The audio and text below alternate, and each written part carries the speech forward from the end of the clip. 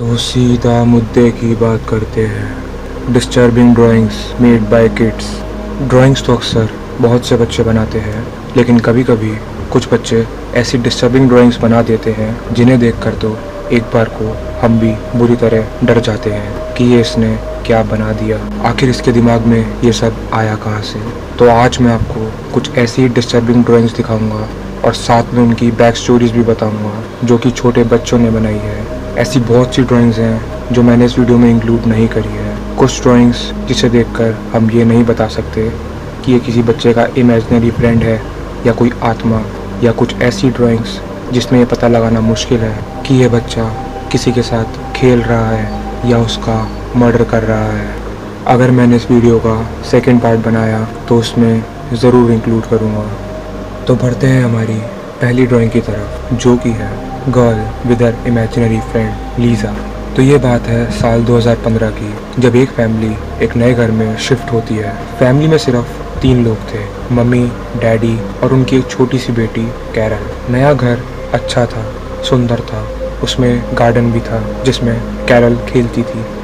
सब कुछ अच्छा चल रहा था, लेकिन फिर एक दिन कैरल को एक नई दोस्त मिली। लेकिन ये कोई आम दोस्त नहीं थी, ये ऐसी दोस्त थी जिसे सिर्फ कैरल देख सकती थी और सिर्फ वही उससे बात कर सकती थी।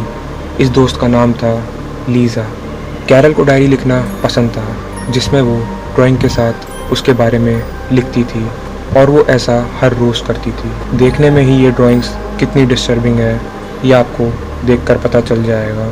तो अब आगे की कहानी हम कैरल की डायरी में से सुनने जा रहे हैं। ये लीज़ा है, ये मेरी दोस्त है। मेरे मम्मी डैडी लीज़ा को नहीं देख सकते। वो बोलते हैं कि लीज़ा मेरी इमेजिनरी फ्रेंड है। लीज़ा एक अच्छी दोस्त है। आज मैंने अपने गार्डन में एक फ्लावर लगाने की कोशिश करी, लेकिन लीज़ा ने कहा कि यहाँ उसके डैडी सो रहे हैं, तो मैंने वो प्लांट एक मिट्टी से भरे कप में लगा दिया। आज मैं लीज़ा को अपने साथ स्कूल लेकर गई एक शो के लिए, और इसके बारे में मैंने अपनी टीचर मिसेस मोनरो को भी बताया, लेकिन वो गुस्सा हो गई क्योंकि वो लीज़ा को देख नहीं पा रही थी। इस बात से लीज़ा दुखी हो गई और उसने बोर्ड का डस्टर छुपा दिया। कल मेरी बर्थडे पार्टी थी। मम्मी मेरे लिए पिज़्ज़ा लाई थी, लेकिन पार्टी में कोई भी नहीं आया। लेकिन लीज़ा ने बताया कि कुछ लोग आए थे, लेकिन वो दरवाजे से ही वापस चले गए। बट वो मेरे लिए गिफ्ट छोड़ गए। गिफ्ट्स में मुझे 3 बारबीज, कुछ शूज़ और $5 मिले। मैं और लीज़ा बारबी से खेलते रहे। मिसेस मोनरो आज एब्सेंट है। उनकी जगह एक दूसरी टीचर आई है, मिसेस डिगमैन। मिसेस डिगमैन सुंदर है और अच्छी भी है। वो हमें डायरी लिखने के बाद खाने का भी टाइम दे रही है। काश मिसेस डिगमैन हमेशा हमारी टीचर बनी रहे। कल मैं और लीज़ा लंबी वॉक पर गए जब तक काफ़ी रात नहीं हो गई। इस बात से डैडी काफ़ी गुस्सा हुए और उन्होंने कहा कि लीज़ा स्टूपिड है और फेक है। इस बात से लीज़ा को बहुत दुख हुआ और वो गायब हो गई, और आज वो स्कूल भी नहीं आई। लेकिन मिसेस डिगमैन ने कहा कि मिसेस मोनरो अब कभी वापस नहीं आएंगी। डैडी कल पूरा दिन काम पर थे, यहाँ तक कि वो डिनर करने के लिए भी घर नहीं आए, और आज भी वो काम पर ही है। मम्मी ने मुझे लंच के लिए पुडिंग दी है। पुडिंग मेरी फेवरेट है। मुझे लीज़ा की याद आ रही है। डैडी काम में बहुत ज़्यादा बिजी है, वो वीकेंड पर भी घर नहीं आए। मम्मी डैडी से बहुत ज़्यादा गुस्सा है। मैं लीज़ा को एक लेटर लिखने वाली हूँ। डियर लीज़ा, मुझे तुम्हारी याद आ रही है, प्लीज़ वापस आ जाओ। आई एम सॉरी, मेरे डैडी ने तुम्हें डांटा, तुम मेरी बेस्ट फ्रेंड हो। कल लीज़ा वापस आ गई। उसने अचानक जाने के लिए मुझसे माफ़ी मांगी। मैंने उसे बताया कि मेरे डैडी अब घर कभी नहीं आएंगे।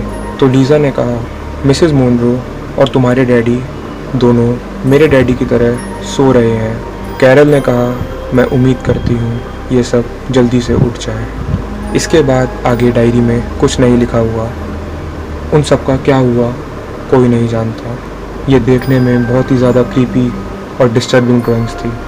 तो अब बढ़ते हैं हमारी अगली ड्राइंग की तरफ, जो कि है boy followed by a creepy women. ये बात है साल 2016 की, जब एक स्कूल में ड्राइंग कंपटीशन रखा गया। स्कूल का नाम या किसी का भी नाम यहाँ मेंशन नहीं कर सकता, क्योंकि इन्फॉर्मेशन कॉन्फिडेंशियल रखी गई है। खैर, आगे बढ़ते हैं। तो स्कूल में कुछ सोशल वर्कर्स को एज जजेस बुलाया गया था। सब बच्चों को अपनी ड्राइंग्स उन्हें ही दिखानी थी।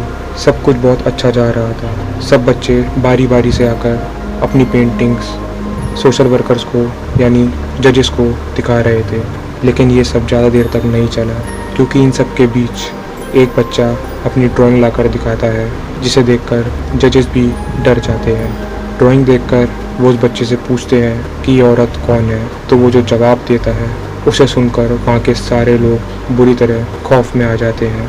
वो बोलता है कि ये वो औरत है जो हमेशा मेरा पीछा करती है, लेकिन इसको मेरे अलावा और कोई देख नहीं पाता। तो बढ़ते हैं हमारी आखिरी ड्राइंग की तरफ, जो कि है daughter angry with her father.